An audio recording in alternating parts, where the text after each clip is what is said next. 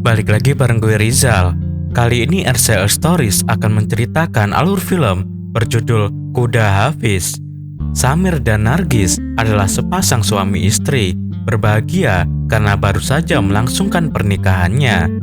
Ketika mereka melamar pekerjaan di suatu agensi yang mempekerjakannya di negeri yang bernama Noman, Nargis pun diberangkatkan duluan ke sana. Tak berselang lama, Samir mendapatkan kabar dari istrinya bahwa pekerjaan yang dijanjikan tidak sesuai dan dia sepertinya akan diculik. Lalu bagaimanakah nasib si Nargis ini? Dan inilah kelengkapan ceritanya. Mari simak baik-baik alur cerita filmnya.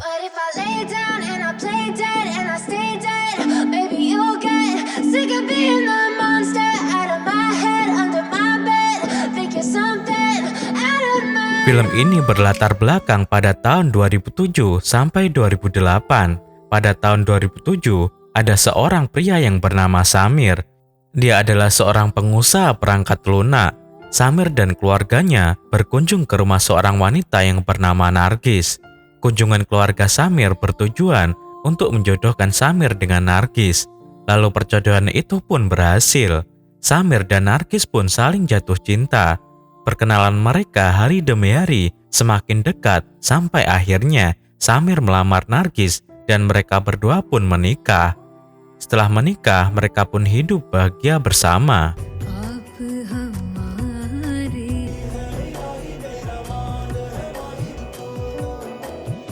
Kemudian pada tahun 2008 terjadi krisis ekonomi di negara India, di mana sebagian perusahaan-perusahaan di India harus menutup usahanya. Ada juga yang mengurangi jumlah karyawan-karyawannya agar tetap bertahan dalam krisis ekonomi yang terjadi. Dampak tersebut juga dialami sama Samir dan juga Nargis, di mana Samir harus menutup usahanya dan menjual aset-aset yang dia punya. Sedangkan Nargis harus rela dikeluarkan dari tempat kerjanya. 3 bulan kemudian, Samir dan Nargis berupaya untuk mencari pekerjaan di luar negara India. Samir dan Nargis menemui seorang karyawan dari tempat perekrutan pekerjaan yang bernama Nadim. Samir dan Nargis melamar pekerjaan di salah satu perusahaan yang berada di negara Kesultanan Noman, sebuah negara fiksi yang berada di Timur Tengah. Setelah menunggu beberapa hari, Nadim datang ke rumah Samir untuk memberikan informasi bahwa lamaran pekerjaan yang dilamar oleh Nargis telah diterima, sehingga Nargis lebih dulu berangkat menuju ke negara Noman untuk bekerja, sedangkan untuk Samir harus menunggu beberapa hari lagi. Awalnya, Samir tidak rela jika istrinya pergi duluan ke negara Noman tanpa didampingi dirinya, tetapi apa boleh buat, Samir dan Nargis sangat membutuhkan pekerjaan. Untuk sementara waktu, mereka harus berpisah. Sebelum berpisah, Samir menugaskan ke Nargis untuk memberikan kabar jika sudah sampai di tempat tujuan. Kemudian keesokan harinya, Samir menunggu kabar dari Nargis. Samir menyirami bunga yang ditanam di rumahnya. Tidak lama kemudian, ada telepon masuk dari Nargis, dan Nargis pun memberikan kabar bahwa tempat kerja yang dijanjikan bukanlah tempat kerja yang sebenarnya. Nargis telah diculik dan meminta bantuan ke Samir untuk menjemputnya. Samir yang mendengar kabar tersebut khawatir dengan keadaan istrinya yang sedang berada di negara asing. Samir mencoba untuk menelepon Nadim di tempat kerjanya, tetapi tidak tersambung. Dan Samir pun memutuskan untuk langsung menemui Nadim. Samir, ayahnya dan kakak dari Nargis ditemani sama polisi meminta penjelasan ke Nadim. Dan Nadim pun menjelaskan kepada Samir bahwa dia juga tidak tahu menahu mengenai masalah yang terjadi. Nadim bilang petugas yang seharusnya menjemput para pekerja yang dikirim dari India tidak melihat orang India yang dikirim dari tempat kerjanya. Nadim pun juga kebingungan dengan hal itu. Lalu polisi yang berada di situ memberikan info bahwa hilangnya Nargis berada di negara asing, yaitu di negara Norman. Maka dari pihak keluarga harus meminta bantuan ke kedutaan besar India yang berada di Noman dan meminta bantuan dari pihak kepolisian setempat untuk menyelesaikan masalah yang terjadi. Samir pun meminta ke Nadim untuk memberikan informasi, nama, alamat, dan nomor telepon perusahaan yang menerima Nargis. Dan Samir pun juga meminta Nadim untuk diberangkatkan ke negara Norman. Singkat cerita, akhirnya Samir pun pergi dengan seorang diri ke negara Kesultanan Noman. Setibanya Samir di negara Noman, Samir menumpangi sebuah taksi milik seorang pria yang bernama Usman Hamid Ali Murad. Nantinya, Usman ini membantu Samir untuk menemukan istrinya yang hilang di negara Noman. Samir meminta Usman untuk diantar ke sebuah toko. Samir ingin mengganti nomor teleponnya dengan nomor telepon di negara Noman agar bisa menghubungi nomor telepon yang diberikan sama Nadim. Namun setelah Samir mencoba menghubungi nomor tersebut tidak bisa dihubungi. Lalu Samir mencoba meminta bantuan ke Usman untuk mengantarkan ke alamat yang diberikan oleh Nadim. Tetapi kata Usman, alamat tersebut tidak pernah ada di negara Noman, yang artinya Samir telah ditipu oleh Nadim.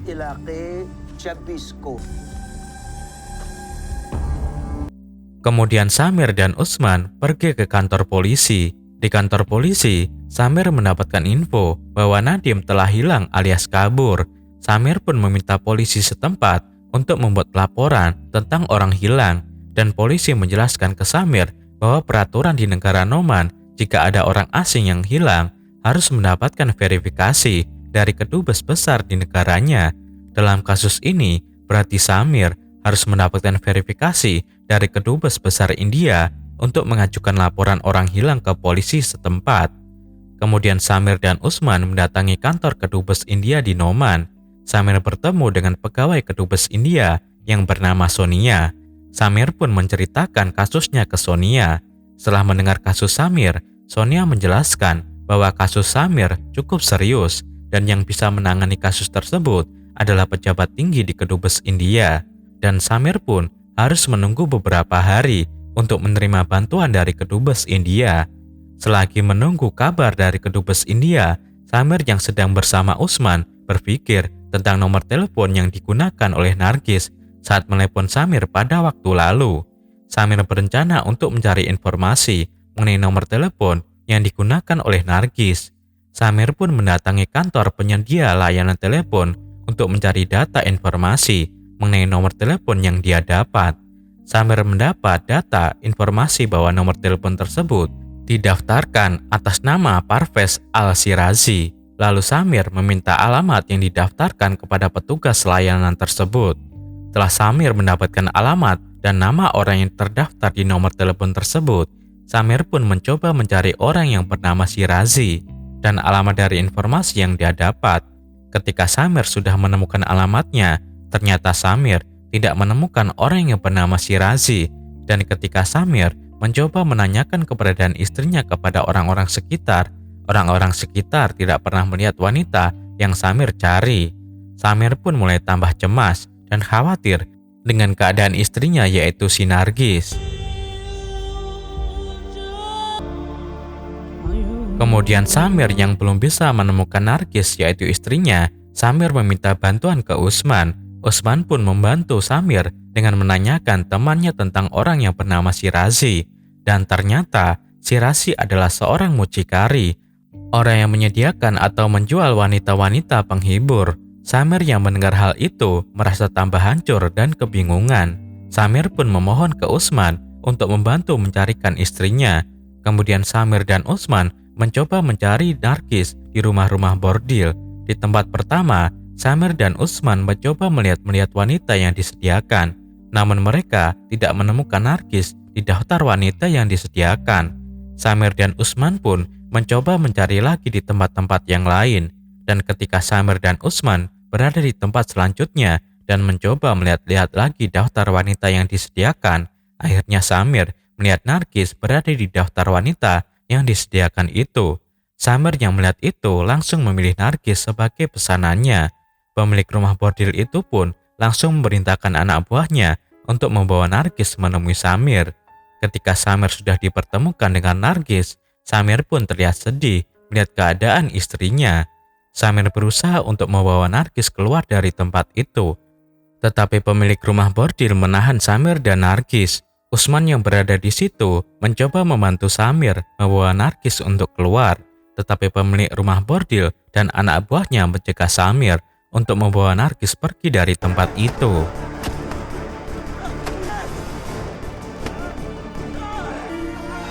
Dan Nargis pun berhasil direbut kembali dari Samir. Samir yang melihat istrinya direbut kembali mencoba untuk mengambil lagi istrinya, tetapi Samir harus menghadapi para anak buah pemilik dari rumah bordil tersebut. Pada akhirnya, Samir gagal membawa Nargis dan harus melarikan diri dari kejaran orang-orang yang ingin membunuhnya. Sementara itu, Usman yang pingsan akibat mendapat pukulan terbangun dari pingsannya dan berhasil keluar dari tempat itu sambil membawa mobilnya dan menyebut Samir yang mencoba lari dari kejaran orang-orang yang ingin membunuhnya. Akan tetapi, Usman dan Samir belum selesai sampai di situ.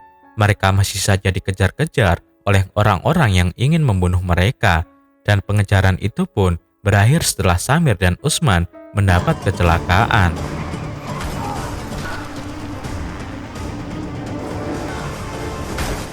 Kemudian setelah kejadian itu, pejabat tinggi dari kedubes India yang bernama Misra datang menemui Samir. Misra meminta Samir untuk menceritakan apa yang terjadi pada dirinya. Setelah Misra selesai menanyakan kasusnya Samir, Misra menemui seorang pria yang bernama Faiz. Tujuan Faiz datang dan bertemu dengan Misra untuk membahas kasusnya Samir. Faiz ingin menginterogasi Samir terkait tuduhan kepada Samir bahwa Samir adalah warga asing yang membuat keributan di negara Noman dan dicurigai sebagai orang asing yang mau menyusup di negara Noman. Dan pada proses interogasi, Faiz mendapatkan info dari anak buahnya.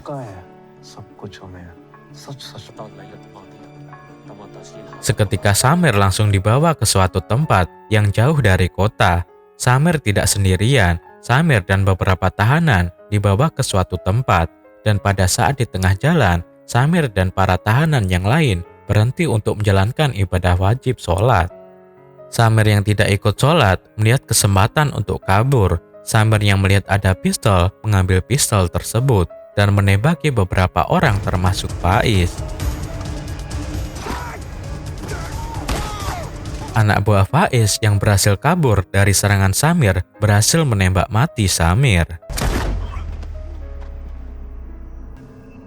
Dan itulah hanya bayangannya Samir saja. Kejadian itu tidak benar-benar terjadi karena kalutnya masalah yang dihadapi sama Samir. Samir hampir saja kepikiran akan melakukan apa yang dia bayangkan. Setelah kejadian itu tidak terjadi, Samir dibawa ke markas ISA. Samir mendapatkan dukungan dari pemerintah Noman untuk menindaklanjuti kasus yang dihadapi Samir. Samir dibantu sama Faiz dan seorang wanita yang bernama Tamina. Lalu mereka pergi ke bandara untuk melihat rekaman CCTV saat Nargis tiba di Noman. Terlihat pada saat Nargis sampai di Noman, Nargis dijemput oleh orang yang tidak dikenal.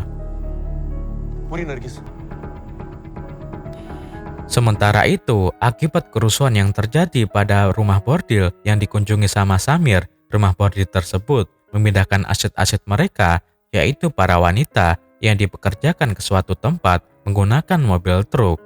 Dalam truk terdapat istrinya Samir, yaitu Nargis, sedang membayangkan masa-masa indah saat bersama Samir, di mana pada saat mereka melakukan upacara pernikahan yang begitu bahagia dan keseharian mereka setelah menikah.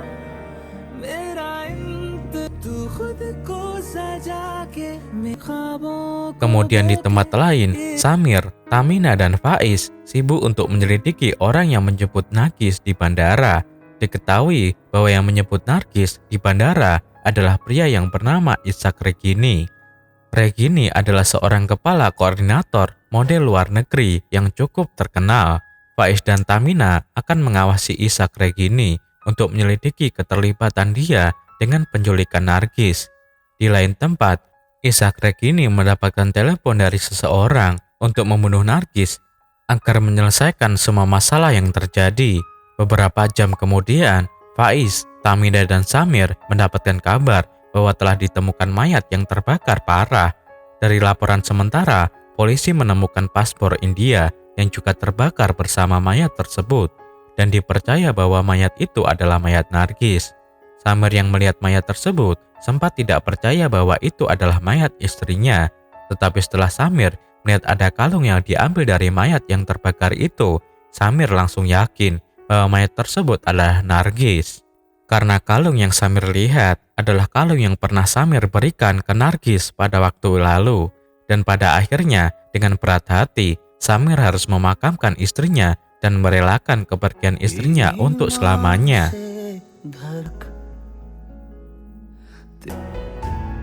Setelah pemakaman selesai, Samir dan Faiz menuju ke bandara. Sebelum Samir pulang ke India, Faiz memberikan kompensasi untuk Samir. Sementara itu, Tamina mendapatkan informasi bahwa mayat yang ditemukan adalah wanita lain, dan artinya Nargis kemungkinan masih hidup. Tamina pun langsung bergegas menuju bandara untuk menemui Samir. Di perjalanan, Tamina menghubungi petugas bandara untuk menghentikan penerbangan ke India dan memeriksa status orang yang bernama Samir. Setelah diperiksa, ternyata orang yang bernama Samir belum menaiki pesawat ke arah India. Tamina yang bertemu Faiz di bandara mencoba mencari Samir. Ternyata Samir memang sengaja untuk tidak pulang ke India. Samir berencana untuk membalas dendamnya ke Regini yang telah membunuh istrinya.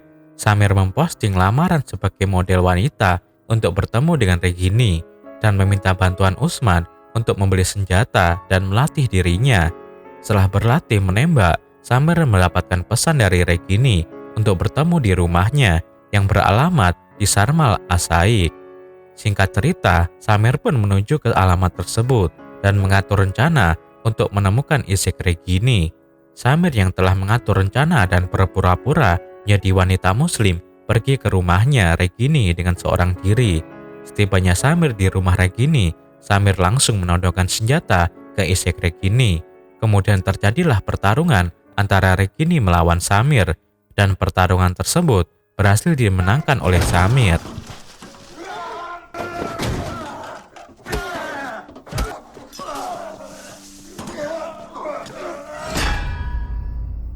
Setelah Samir mengalahkan Isek, Samir yang belum tahu kalau Nargis masih hidup. Samir ingin membalaskan dendamnya untuk membunuh Isek, tetapi Isek yang melihat Samir ingin membunuhnya, Isek memberitahu bahwa Nargis masih hidup dan berada di dalam truk yang diparkir di belakang rumah. Sementara itu, Faiz dan Tamina yang memberitahukan ke Usman bahwa Nargis masih hidup datang ke rumah Isek. Mereka yang melihat Samir mau membunuh Isek berhasil mencegah Samir dan meyakinkan Samir bahwa Nargis masih hidup. Ketika suasana mulai kondusif, ternyata Faiz dan Isek memiliki hubungan. Faiz adalah orang yang selama ini bekerja sama dengan para mucikari di negara Noman. Setelah Faiz ketahuan bahwa dia adalah sekutu dari Isek, Faiz dan Tamina bertarung. Pertarungan di antara mereka membuat Samir memiliki kesempatan untuk melarikan diri dan mencari Nargis yang berada di dalam truk.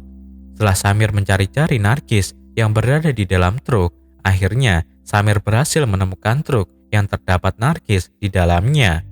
Sementara itu, Faiz yang bertarung dengan Tamina berhasil mengalahkan Tamina dan membunuhnya.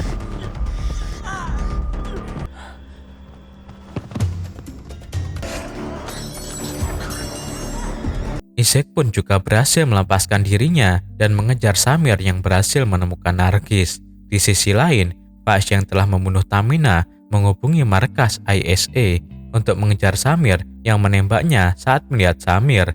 Di sini, Faiz memutarbalikkan fakta bahwa Tamina mati telah dibunuh oleh Samir.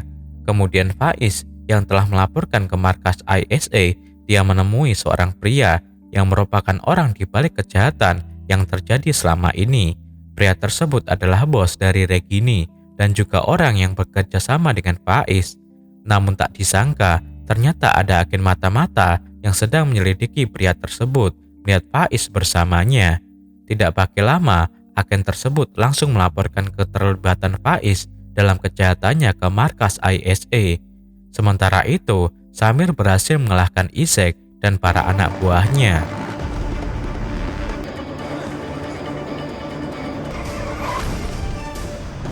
Setelah Samir berhasil mengalahkan Isaac dan para anak buahnya, Samir menuju ke markas ISA untuk membawa para wanita yang berada di dalam truk.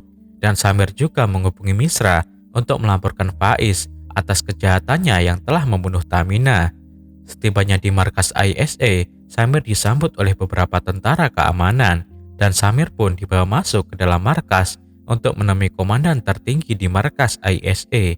Sementara itu, di ruangan komandan tertinggi, Misra selaku wakil dari kedutaan India mengadakan rapat bersama komandan ISA. Di dalam rapatnya, Misra memohon untuk membebaskan Samir dan membiarkan Samir untuk menjelaskan kronologi yang sebenarnya, karena laporan yang dibuat sama Faiz berbeda dengan laporan yang mau disampaikan dengan Samir.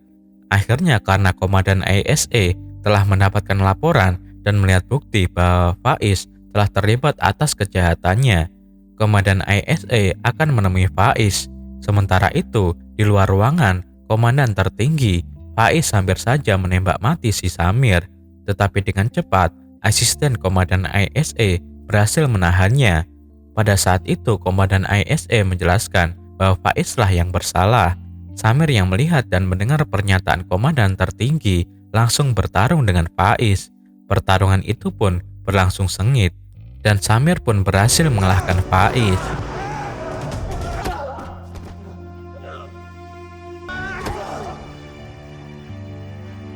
Kemudian setelah itu, para wanita yang berada di dalam truk yang dibawa dengan Samir dikeluarkan, dan Samir pun akhirnya bertemu kembali dengan istrinya.